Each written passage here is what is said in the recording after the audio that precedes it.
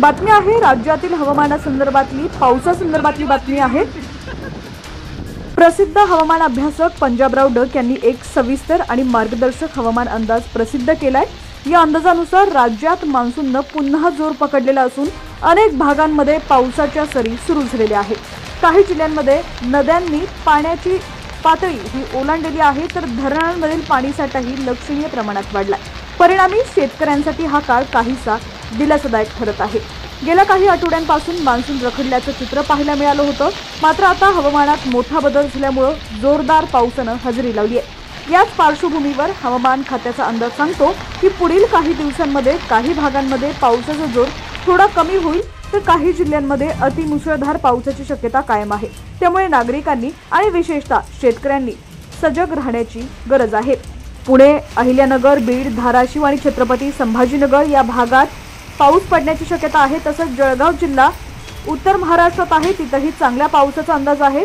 याशिवाय जालना, बुलढाणा, परभणी, हिंगोली, वाशिम, नांदेड, यवतमाळ हे मराठवाड्यातील जिल्हे आहेत, या पावसाच्या कक्षेत येत आहेत। विदर्भातील अमरावती, अकोला, वर्धा आणि अकोट परिसरातही चांगल्या स्वरूपाचा पाऊस होण्याची शक्यता वर्तवण्यात आली आहे। त्यामुळे या भागातील शेतकऱ्यांनी योग्य नियोजन करून त्यांच्या शेती कामांमध्ये गती आणावी।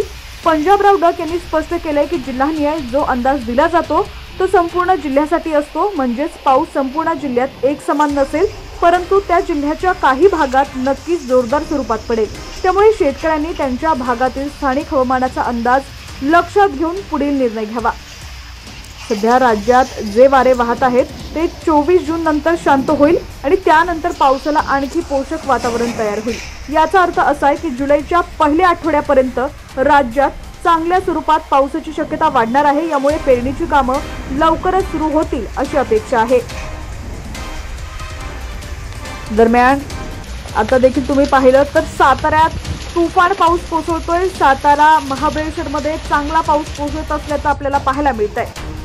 आता राज्यातील तुमचा जिल्हा कोणता आणि तुमच्या जिल्ह्यातील हवामानाची काय स्थिती आहे ती देखील आम्हाला कमेंट्सच्या माध्यमातून नक्की कळवा। हीच बातमी तुम्ही फेसबुकवरती पाहत असाल तर आमच्या HPN मराठी न्यूज या फेसबुक पेजला देखील नक्की फॉलो करा। तर महाराष्ट्रातील थंड हवेचं नंदनवन म्हणून ओळखल्या जाणाऱ्या महाबळेश्वर आणि पाचगणी परिसरात सध्या मुसळधार पावसानं हजेरी लावली आहे।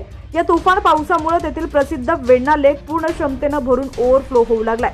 सातारा जिल्ह्यातील पश्चिम भागात गेल्या काही दिवसांपासून पावसाचा जोर वाढलेला असून यामुळे जनजीवन विस्कळीत झालेलं आहे।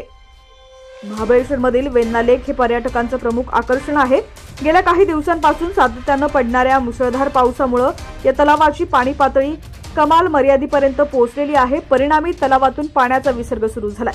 वेण्णा लेक परिसरात पाण्याचा प्रवाह आणि धुक्यांची चादर यामुळे निसर्गरम्य वातावरण तयार झालंय। मात्र या परिस्थितीमुळे प्रशासनानं खबरदारीचा उपाय म्हणून पर्यटकांना सावधगिरी बाळगण्याचं आवाहन केलंय। मुसळधार पावसामुळे दर्दी कोसळण्याचा धोका वाढलाय। त्यामुळे सातारा जिल्हा प्रशासनानं 19 ऑगस्ट 2025 पर्यंत महाबळेश्वर, पाचगणी, कासपठार, ठसेघर धबधबा आणि अजिंक्यतारा यासारख्या प्रमुख पर्यटन स्थळं बंद ठेवण्याचा निर्णय घेतलाय। सातारा जिल्ह्याच्या पश्चिम भागात विशेषतः महाबळेश्वर, जावळी, वाई, पाटण आणि कराड या भागात पावसाचा जोर कायम आहे।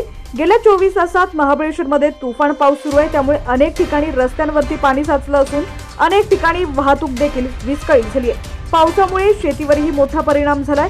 यापूर्वी मे 2025 मध्ये झालेल्या अवकाळी पावसाने महाबळेश्वर परिसरातील स्ट्रॉबेरी आणि मलबेरी पिकांचं मोठ्या प्रमाणात नुकसान झालेलं। सध्या सुरू असलेल्या पावसामुळे शेतकऱ्यांपुढे पुन्हा एकदा संकट उभं राहिलेलं आहे। हवामान विभागानं सातारा जिल्ह्यासह कोकण, पश्चिम महाराष्ट्र आणि मराठवाड्यात पुढील काही दिवस मुसळधार पावसाचा इशारा दिलाय। विशेषतः कोकण किनारपट्टीवर जोरदार पावसाची शक्यता असून रायगड, रत्नागिरी आणि सिंधुदुर्ग जिल्ह्यांना ऑरेंज अलर्ट जारी करण्यात आलाय। सातारा जिल्ह्यातील नदीकाठच्या गावांना सावधानतेचा इशारा देण्यात आलाय। सातारा जिल्हा प्रशासनानं पावसाच्या पार्श्वभूमीवर आपत्कालीन व्यवस्थापन यंत्रणा सज्ज ठेवली आहे। रस्ते खचणं, दरडी कोसळणं आणि पूर स्थिती टाळण्यासाठी स्थानिक प्रशासन सतर्क आहे। स्थानिक रहिवाशांना नदीकाठच्या भागात न जाण्याचं आणि पर्यटकांना सुरक्षित ठिकाणी राहण्याचं आवाहन करण्यात आलंय। महाबळेश्वर आणि पाचगणी ही ठिकाणं पावसाळ्यात निसर्ग सौंदर्यासाठी प्रसिद्ध असली तरी सध्याच्या परिस्थितीत पर्यटकांनी प्रवास टाळावा अशा सूचना प्रशासनाने केलेल्या आहेत। कोणत्याही दुर्घटना होऊ नये यासाठी प्रशासनाकडून सातत्यानं खबरदारी घेतली जाते।